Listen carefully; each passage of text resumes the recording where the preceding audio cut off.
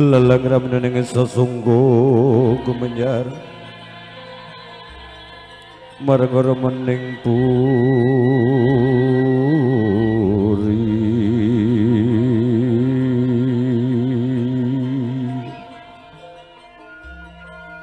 manggen tanpa siri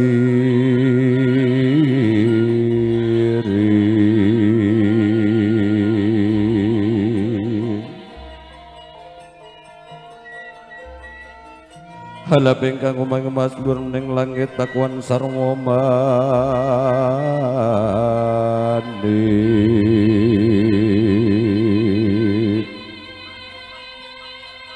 tawang senawung saksa sekar ning suci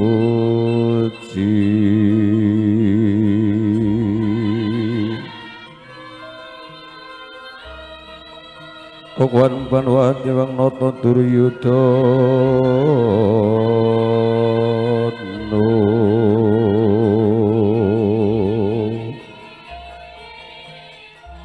main genahas tonama sidam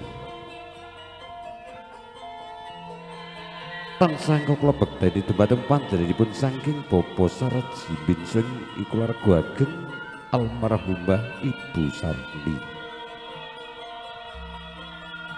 Sotan sakula bektani dumateng keluarga ageng besan inggih menika panjenenganipun Bapa Sukanto Ibu Dwi Suprapti.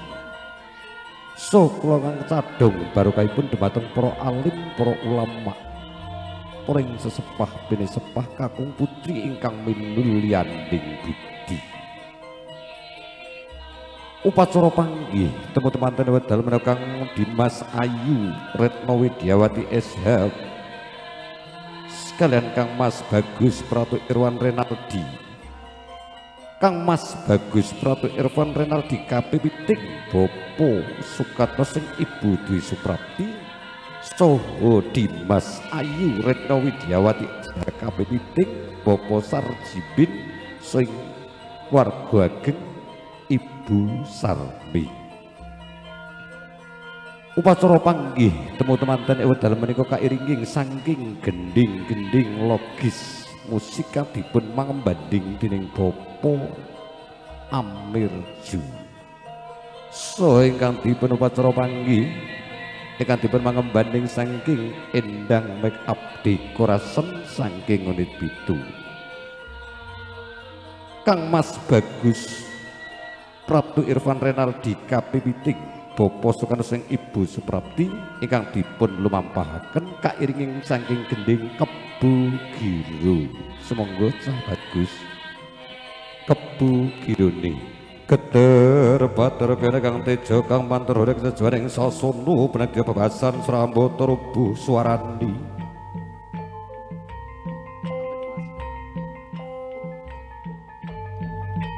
awit kena kang ribawan dari sang temanten kakung ingkang katingal agung ageng lan wibowo temanten kakung Lenon Junandro bebasan kurang cedhal warna dasar peking warna dadeg piateksa pangwaprada talang langkung senasaban busana kang tartinartes benang kencana lon-lonan genya lumaksana penganten Kang Mas Bagus Pratu Irwan Renaldi kang tumujuning upat soreng panggih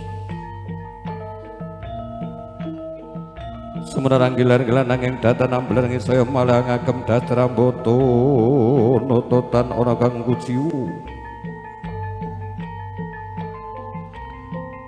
Dambyak para kadangkalan warga wandana alur selun dari deretan ana pedhote ingkang samya kang ya bambyong para tindhaipun temanten priya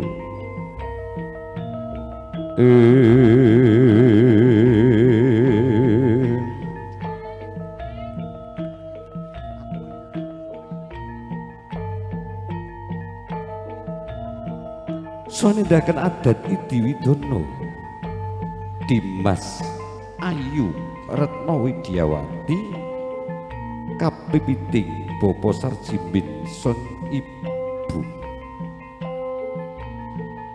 Upacara ing pepanggih ing wekdal menika nyuwun agunging samudra dhumateng Pak Sami.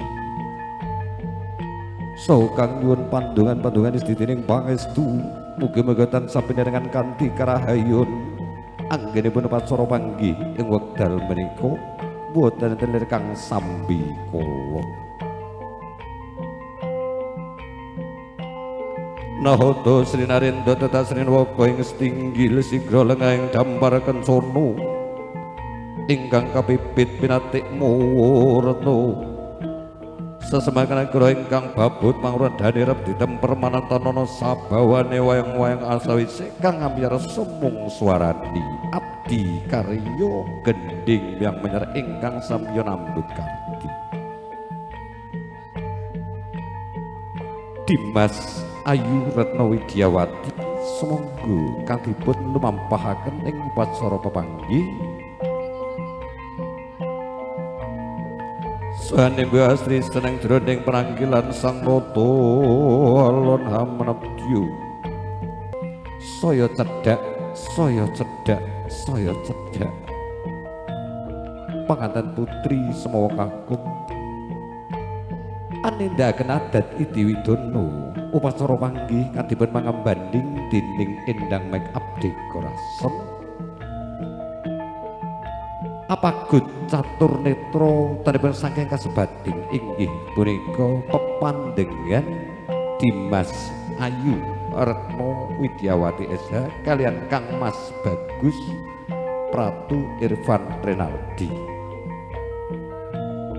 anggenipun nindakaken adat Idi Widono upacara panggih ing wekdal menika inggih punika kanthi hambalanging gantal utanipun hambalanging suruh utanipun hambalanging sengkala mugi-mugi penganten kekalihipun sebrayan samanggi tansah kanthi hamanggih bagya mulya amin amin amin ya robbal alamin.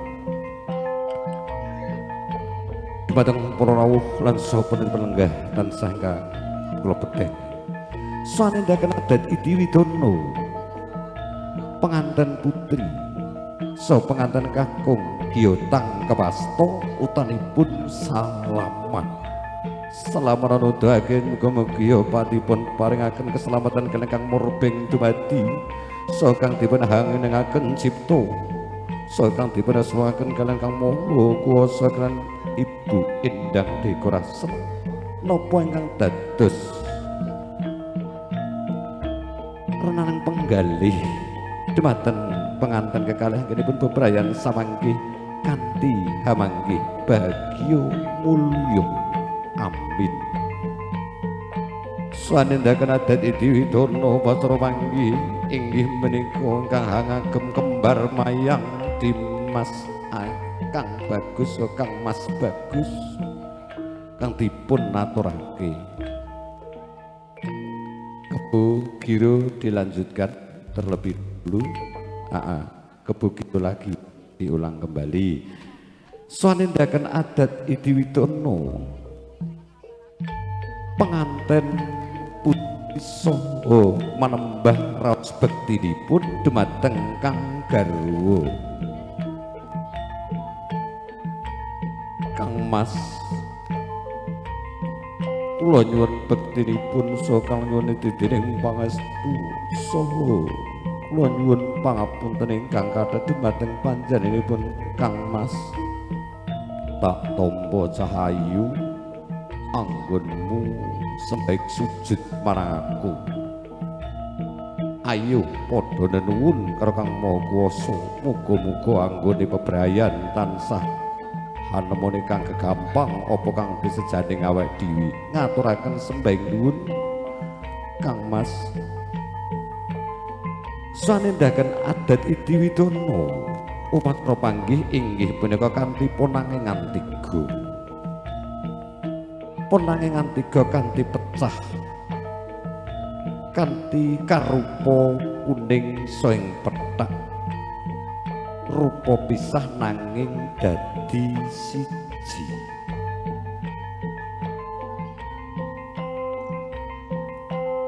Sohanindaken adat idiwidanan hamba sesuku Dimas Ayu Retno Widyawati dumateng sukunipun Kang Mas Bagus Pratu Irfan Renaldi.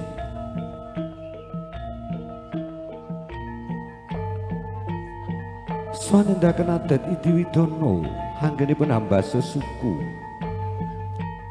saha raos bektinipun Dimas Ayu Retno Widyawati dumateng Kang Garwa.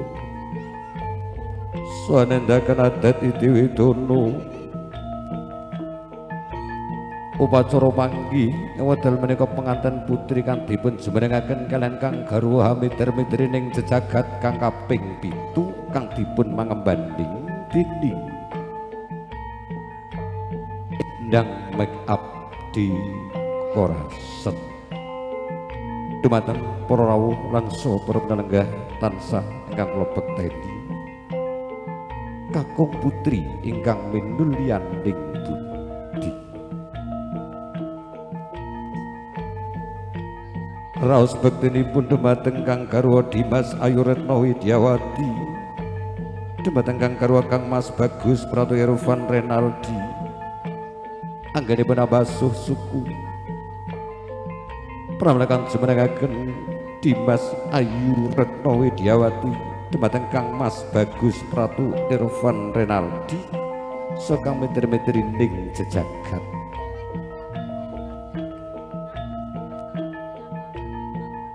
Kanthi mitri ning jejagat kaping 7 iki manuduhna muga-muga penganten kekalih angsal pitulunganipun kalian Kang Murbeng dumadi.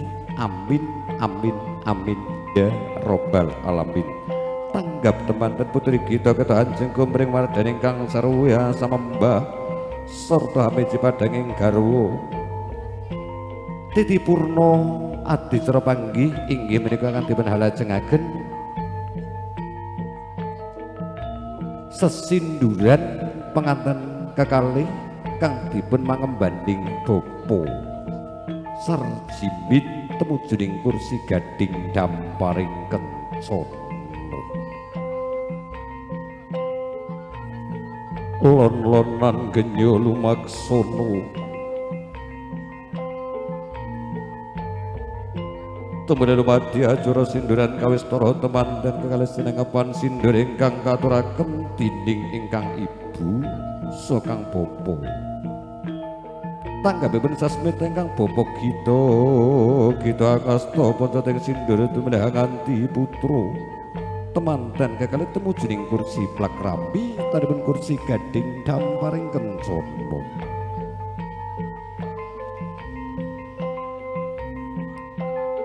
Lon-lonan genya lumaksana sumangga kang dipun lumampahaken kang tinujuning kursi gading damparing kencana.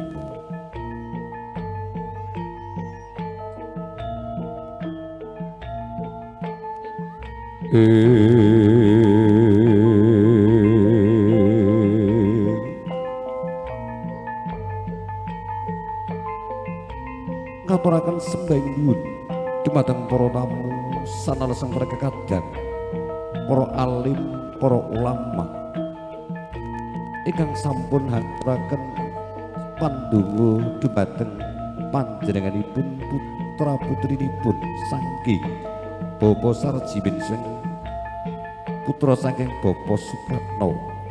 Mugi-mugi kanthi hamanggih bagya mulya napa ingkang dipun sejanding manah penganten kekalih kanthi hamanggih bagya mulya. Sumangga Endang Make Up Dekorasi kang dipun lumampahaken putra putrinipun utanipun penganten kekalih kang tumujuning kursi gading damparing kencana.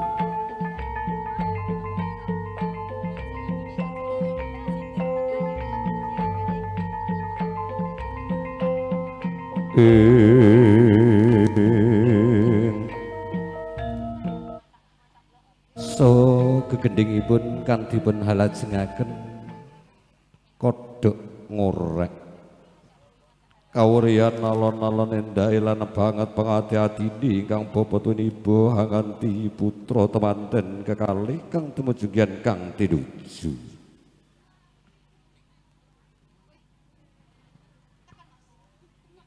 punika asung prampilata debateng kang binaja krama mugi-mugi angenipun nebus ing masang berat banjar kang anjar tansah kebaing pangati-ati datan grusa-gru semundak keselurutan milik barang kang elok jalaran keselak mulu kang wis temujunding kursi gading damparing kencana swanedaken adat Idi Widono inggih punika timbang bobot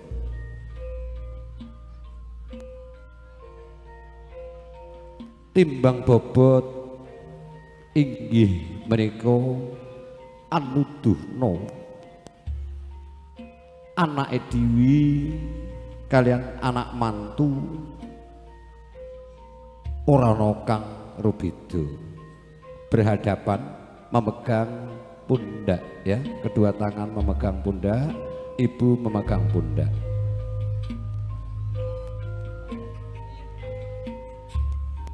timbang bobot iki mau anuduhna yen ora ana kang rubeda anak dhewe utawa anak mantu kabeh padha wae mbokmu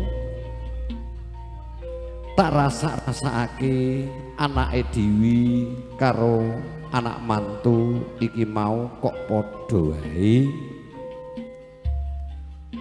padha abote tur padha entengi dadi ora ana kang tak bedak-bedakake anake Dewi utawa anak mantu wis lingsir saking palenggan risang temanten kakung hanti kang garwa semerak wonten ing ngarsanipun ingkang bapa tuwin ibu penganten kekalih kang tinuju bapa swing ibu kang sembaing sujud so kang nyuwun ridho mugi-mugi anggenipun nyuwun ridho tansah kaijabah kalian kang merbing dumadi amin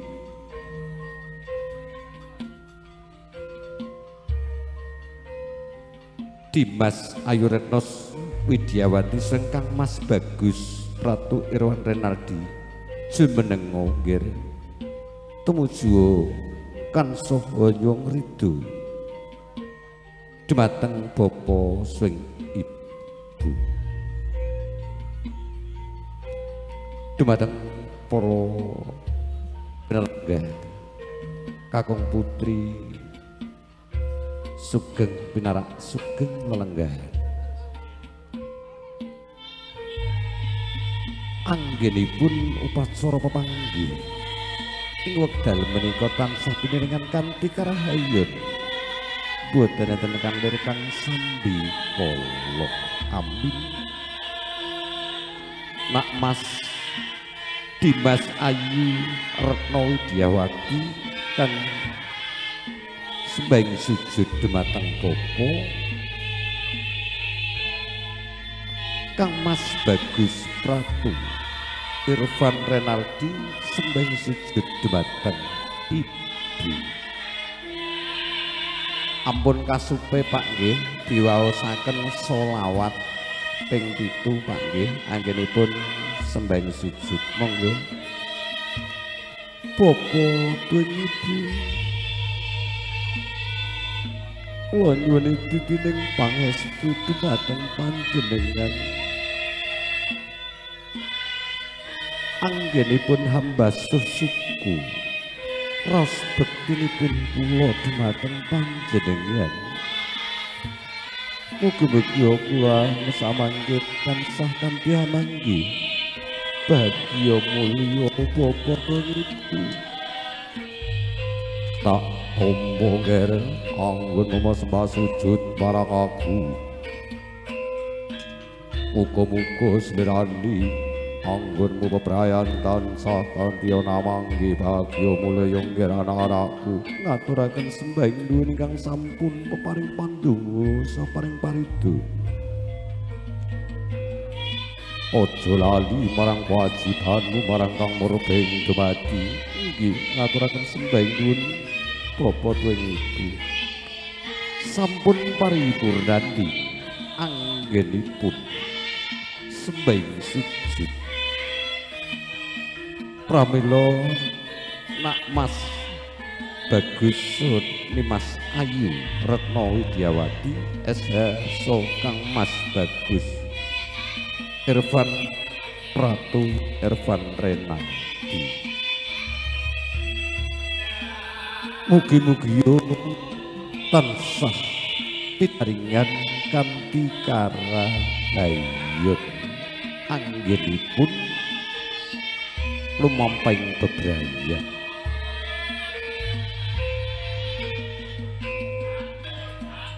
Sembahing sujud kanyuwun ridho ing wekdal menika kang dipun haksesakaken dumateng paring sesepah para tamu kakung putri sesanaleseng paring kekabdak.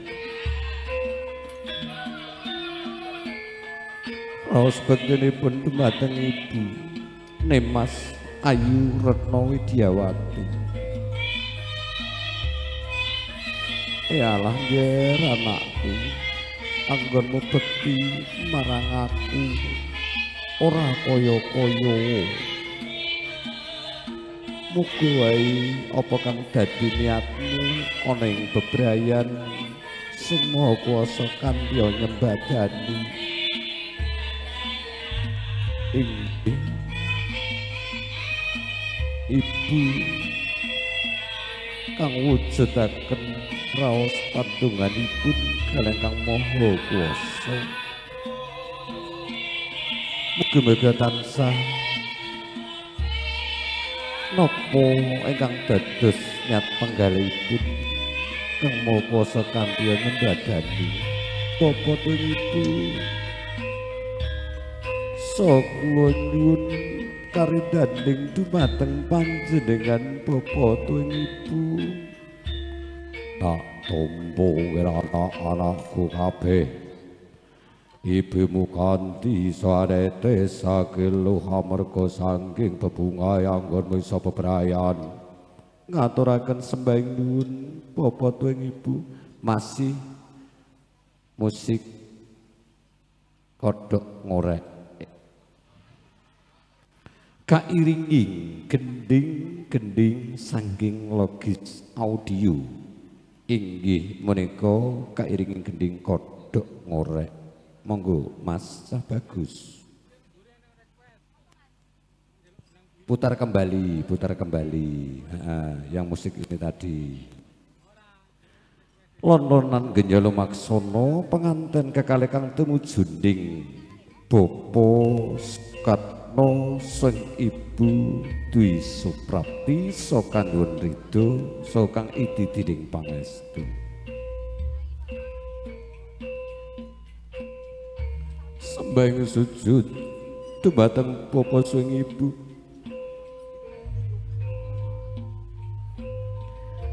Kang Mas Bagus Pratu Irfan Renaldi so Dimas Ayu Retno Widyawati SH kanjuwun ridho dumateng Bapa Sukatno. Kang Mas Bagus Pratu Irfan Renaldi kanjuwun ridho dumateng Ibu Suprapti. Raos bektinipun dumateng Kang Mas Bagus dumateng Ibu Suprapti. Yongger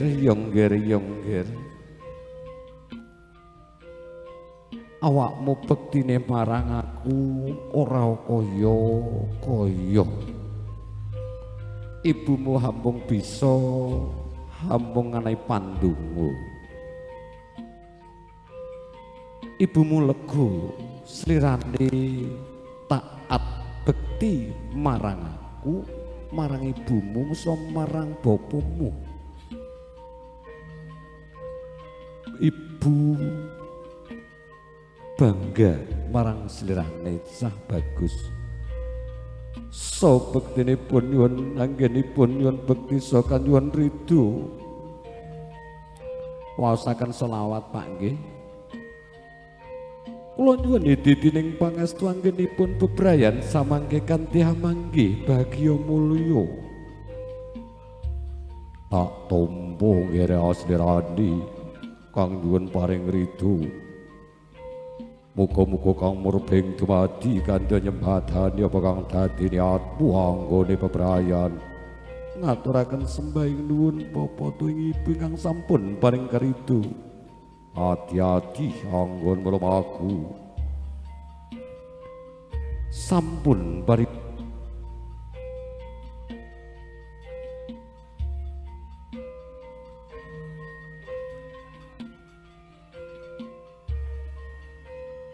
mugi-mugi ana tansah hamanggih kanthi bagya mulya anggenipun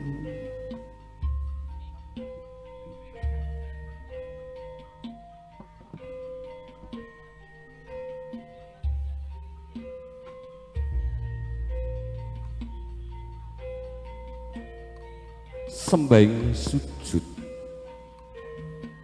kula Kakang garwa kula dhumateng Bapa sing Ibu yongger tak tampa nggih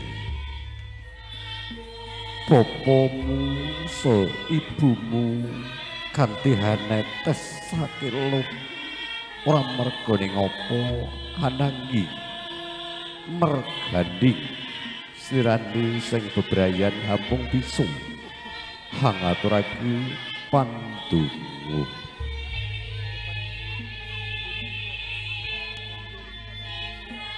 raos bektinipun tim Kang Mas Bagus Pratu Irfan Renaldi dhumateng Bapa Sukatno hambasuh sukunipun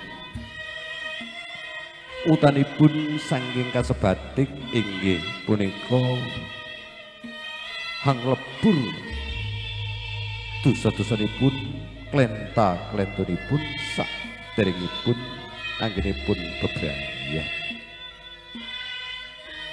so kanjun karendan ingkang merbing dumadi Bapa tuwing Ibu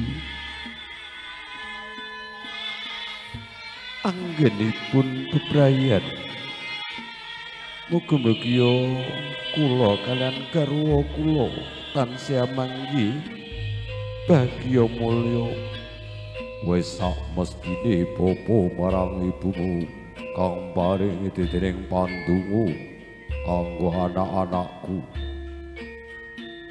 ngaturaken sembahing nuwun Bapa tuwing Ibu anggenipun ingkang sampun pandonga saha ingkang sampun karidho anggenipun kula bebrayan yo hati-hati anggen nglumaku ing bebrayan aja nganti kewajibanmu marang Kang Maha Kuwasa inggih Bapa tuwing Ibu sampun paring purna anggenipun sesungkeman pramila inggih menika kang dipun halajengaken ing tampa kaya tampa kaya raos tanggung jawabipun dhumateng Kang Mas Bagus Pratu Irfan Renaldi dhumateng Kang garwa Nimas Ayu Retno Widiawati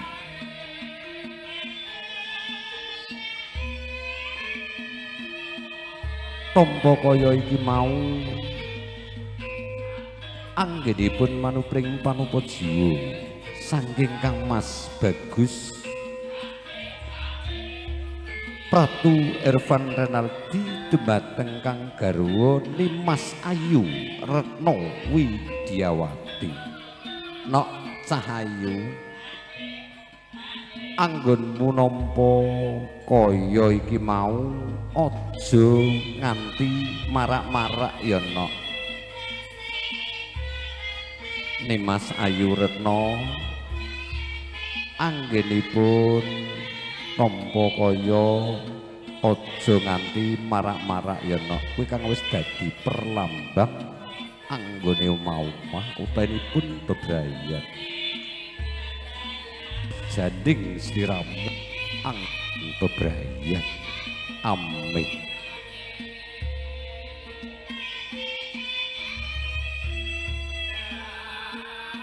Soho sampun paripurna anggenipun dedaharan utanipun dahar kelima kanthi kalawuh pindhang antep soanti antep inggih punika penganten kekalih arendaken adat Widiwidana pangunjukan tirta wening. Tirta kuwi baju wening haweningake anggene bebrayan tansah kanthi hamanggih bahagia mulya. Amin amin amin ya robbal alamin. Tasih nindaken adat Widiwidana anggenipun sesinduran inggih punika kanthi hanyendaling ingkung. Hanyendaling ingkung ing menika nuduna raos tanggung jawab pinanggenipun bebrayan haja ambung mekungkung menggarno tanganmu nak Mas Bagus sone Mas Ayu. Raos bektinipun dumateng Kang Garwa, raos bektinipun dumateng Mas Ayu so Kang Mas Bagus. Iki engko rasa sing ndi ya kuwi sing tok akeh. Heeh. Monggo disendal. Hitungan ketiga. Mas kamera 1 2 3. Ayo, nah berarti rasa sing wedok. Alhamdulillah. Nggih. Ngaturaken sembahing nuwun dumateng para rawuh lan saha para panenggah kakung putri ingkang mendulyaning budi saha para alim para ulama. Anggen kula ngaturaken cinandaraning cinandra krang perananipun wonten ing basa dumateng panjenengan sedaya. Kula nyuwun agunging samudra dumateng pangaksami saha ing mriki saking keluarga ageng endang make up di Korasen kirang peranipun penggalipun panjenengan nggih nyuwun agunging samudra dumateng pangaksami. Maya jroning rumpaka kakandha jroning Srajungga Srinata Semewalanggang dampar denta ing setunggal pinantara ngadhep pangwadya kang kenya keping pasewa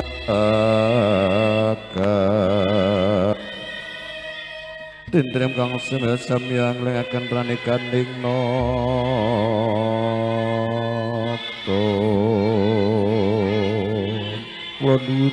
Kula nuwun matur suwun. Wassalamualaikum warahmatullahi wabarakatuh.